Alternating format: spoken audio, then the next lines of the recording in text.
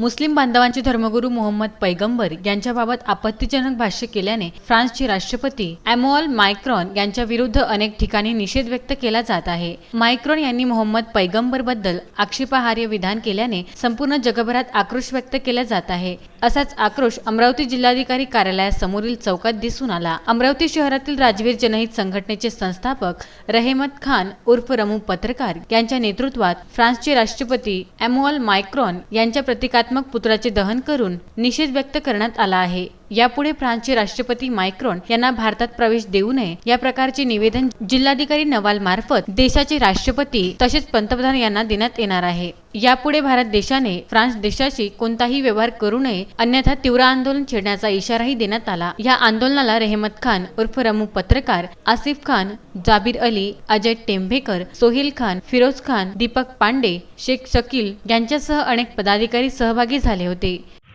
मैं रहमत खान रमू राजवीर जनहित संगठन का संस्थापक अध्यक्ष। आज माननीय जिलाधिकारी साहब के माध्यम से भारत के प्रधानमंत्री और राष्ट्रपति को हमने निवेदन भेजा है और उस निवेदन में कहा है कि फ्रांस के जो राष्ट्रपति है एमैन्युअल मैक्रॉन, इन्होंने हुजूर हज़रत पैगंबर इनके बारे में अपशब्द किया, आपत्तिजनक पोस्टर लगाए अपनी बिल्डिंगों पर और उसमें अपशब्द बोलने की वजह में हमारे मुसलमान लोगों समाज की भावनाओं को दुख पहुंचा है। इस वजह से इसी तरह उनके दुख का एहसास करके और हज़रत मोहम्मद पैगंबर इनके बारे में अपशब्द बोलने वाला मॅक्रॉन इसके खिलाफ आज हमने यहाँ निवेदन दिया और उनको निवेदन के अंदर में स्पष्ट लिखा है कि मॅक्रॉन का भारत में आना बंदी करे और उसके ऊपर भारतीय दंड प्रमाणे कायदेशीर कार्रवाई करे। ये हमारा बोलना है। Vidarbha news bureau, Amravati.